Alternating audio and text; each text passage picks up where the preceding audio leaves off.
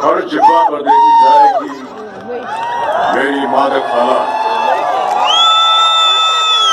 हर घर में देखा जाएगा मेरे साकी का प्याला, हर घर में चर्चा अब होगी मेरे मधु विक्रेता की, हर आंगन में गमक उठेगी मेरी सुरभित मधुशाला।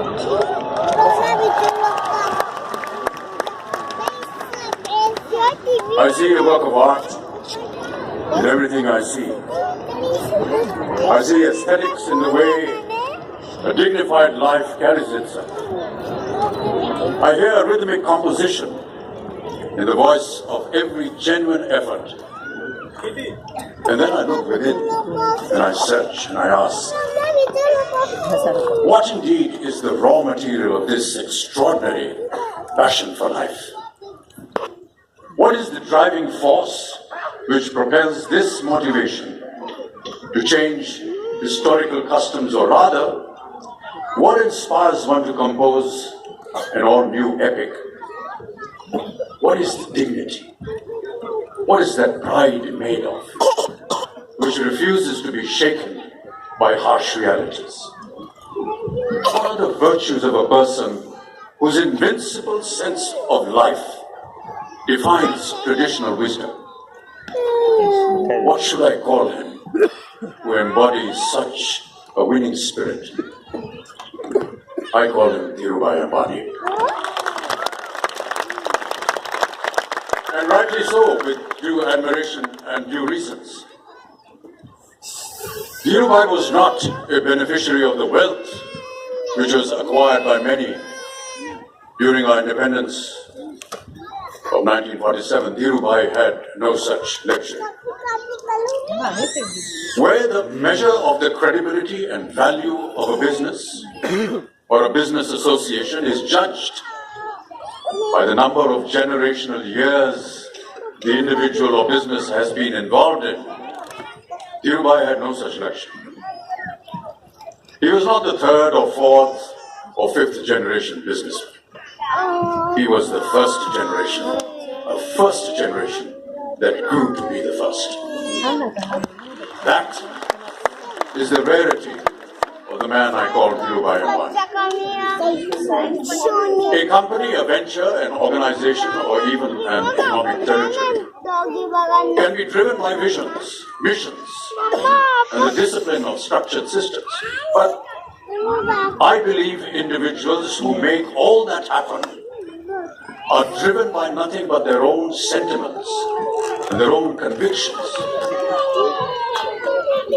An individual who has only his own convictions to trust and rely upon, and then goes on to touch the lives of every citizen in the country for the better, all in a single lifetime, is an individual who is first and foremost fully convinced of his own sentiments.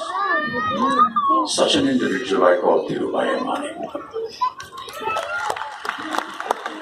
In an essay on nationalism, Gurudev Rabindranath Tagore had written that a nation, in the sense of the political and economic union of a people, is that aspect which a whole population assumes when organized for a mechanical purpose. A society as such has no ulterior purpose, it is an end in itself. This is what he said.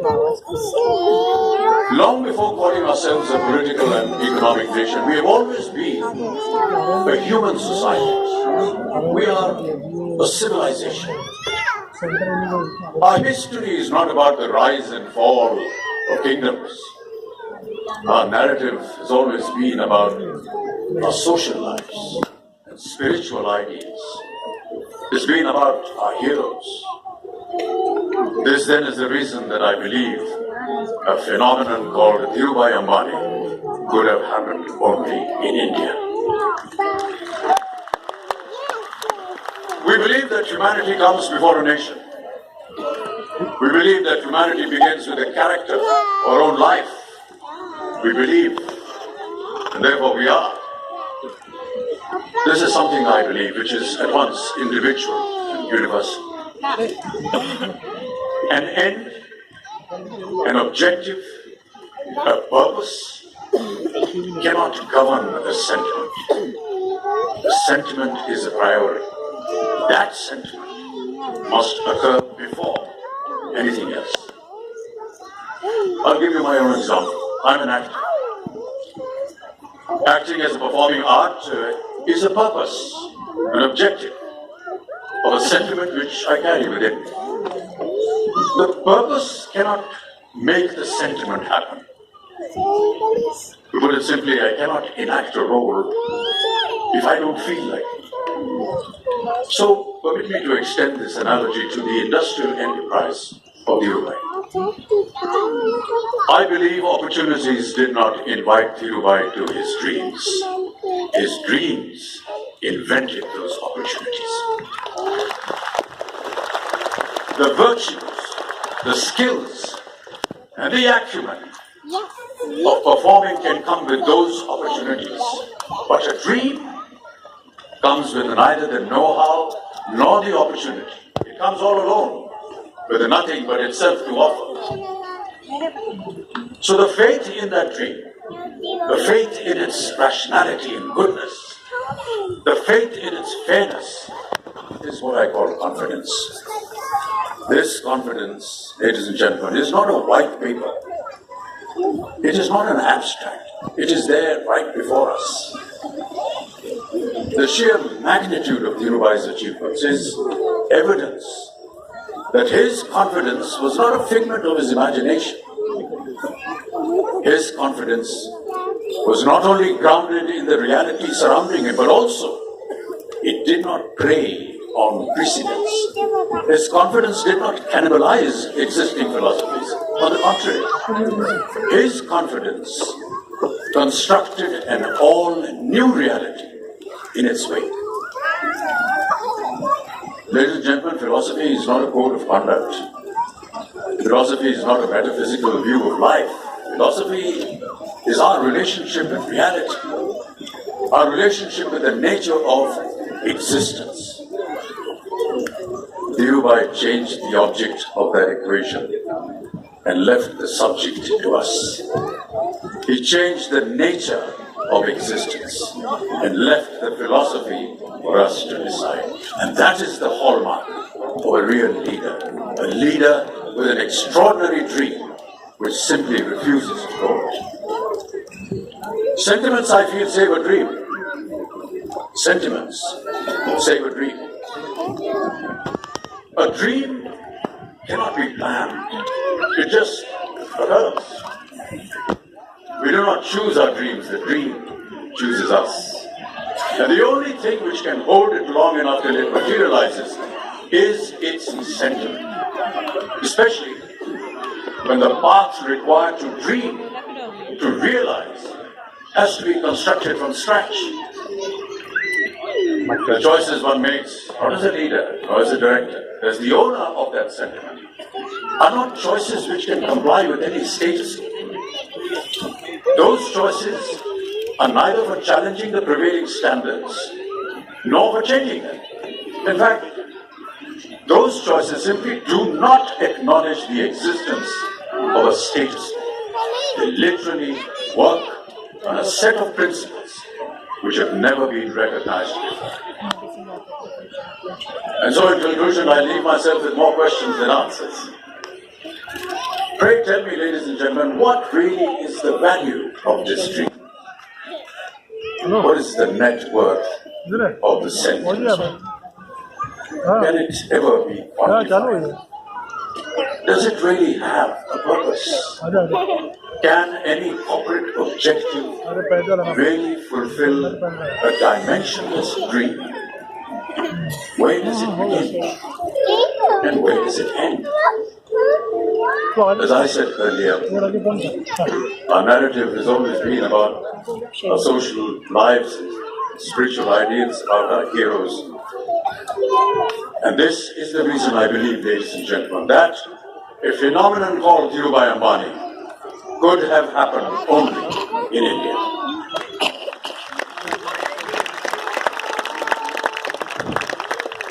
And now for those who are English challenged, इन लोगों को अंग्रेजी से थोड़ा सा क्रोध है, उनके लिए कुछ शब्द हिंदी।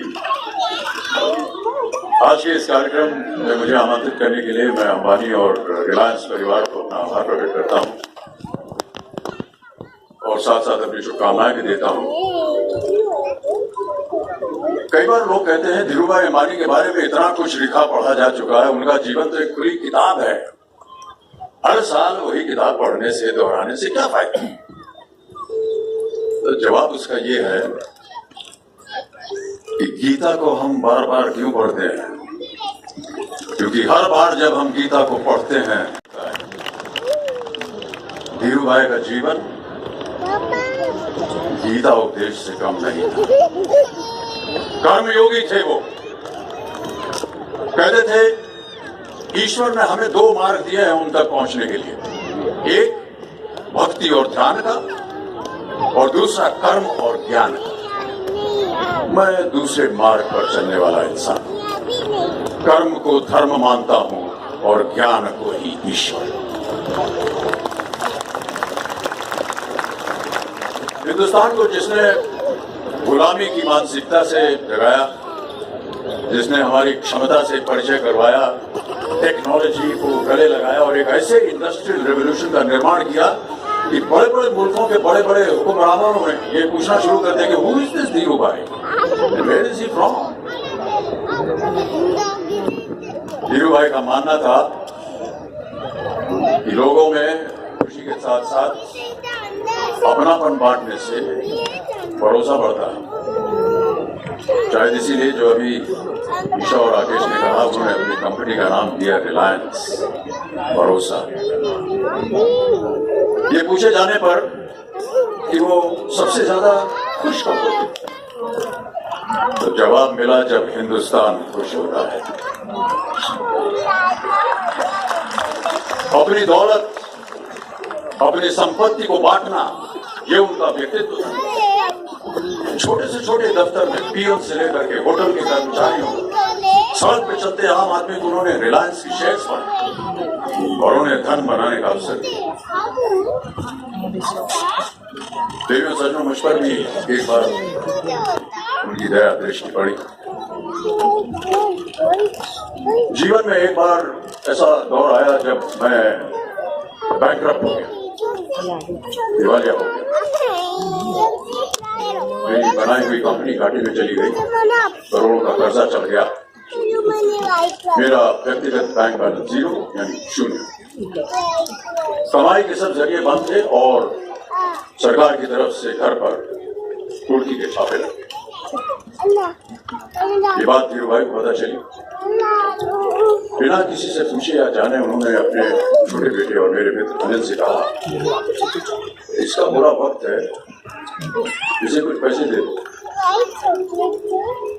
अनिल ने मुझे आकर ये बताया, देवियों सज्जनों, जितना वो देना चाह रहे थे उससे मेरी सारी दुविधा और परेशानियां खत्म हो जाती। उनकी उदारता पर मैं भावुक हुआ। एक मुझे लगा कि मैं उनकी उदारता को स्वीकार न कर पाऊं।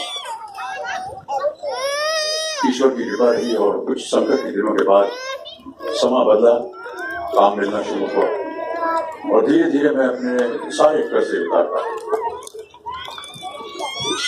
एक शाम धीरूभाई के निवास स्थान से इवेंट पर एक दावत के अवसर पर मुझे भी आमंत्रित किया गया। ऊपर लॉन में एक धीरूभाई बड़े से मेज पर अपने कुछ मित्रों, बड़े फाइनेंशियल और कॉर्पोरेट वर्ल्ड के दुनिया के दिग्गजों के साथ बैठे बात कर रहे थे। मुझ पर नजर पड़ी तो मुझे बुलाया और कहा, यहाँ मेरे साथ बैठ। मुझे बड़ा अजीब लगा, मैंने क्षमा मांगी और कहा मैं उधर अपने मित्रों के साथ बैठा हूँ, वहीं ठीक। उन्होंने जिद की और बैठा लिया मुझे। फिर अपनी उस दिग्गजों की महफिल में उन्होंने कहा, ये लड़का गिर गया था लेकिन अपने बल पर खड़ा हो गया, मैं इसकी इज्जत करता हूं।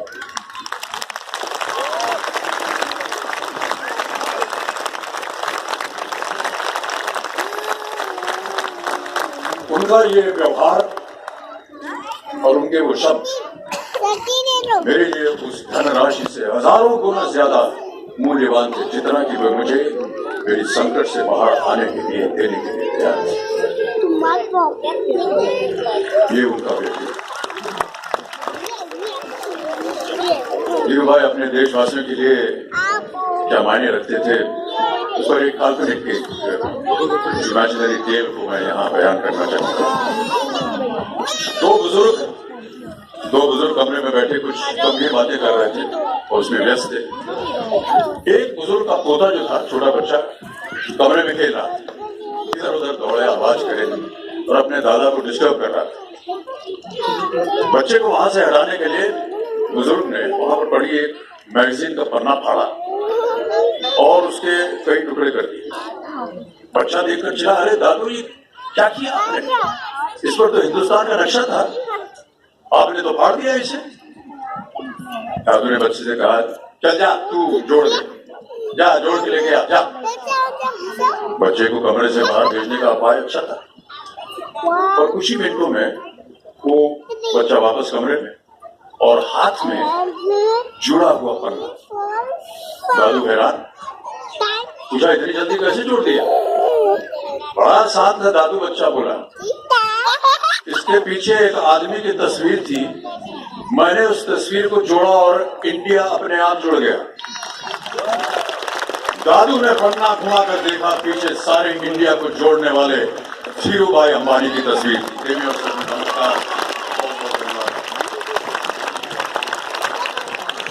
मैं आप आमंत्रित